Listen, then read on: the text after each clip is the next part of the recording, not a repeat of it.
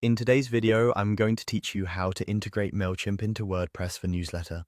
By the end, you'll know exactly where to find the Mailchimp plugin inside WordPress.com and what to expect when you choose it, including important notes about plan requirements.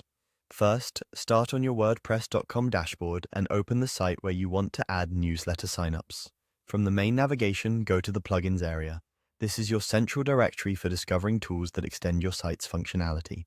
If you manage multiple sites, make sure you've selected the correct one at the top so the plugin actions apply to the right place. On WordPress.com, access to third-party plugins depends on your plan. If you're on a lower tier plan, the plugin section is still visible, so you can browse, but you may see prompts to upgrade before you can install anything. That's normal. Just keep that in mind as you continue. Once you're in the plugin section, use the search bar to find what you need. Type Mailchimp into the search field and wait a moment for the results to populate. You'll typically see a few related options, since Mailchimp integrates with different use cases.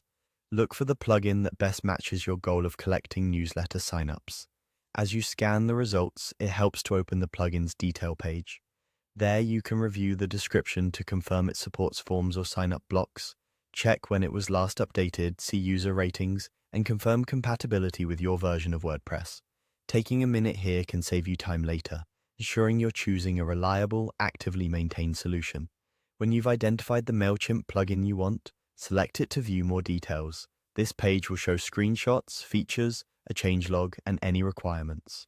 On WordPress.com, installing third-party plugins typically requires an upgraded plan. If your site already has the appropriate plan, you'll see an option to add or install the plugin right away. If you don't have access yet, you'll see an upgrade prompt. That message simply means the plugin is available to your site once you move to a plan that includes plugin support.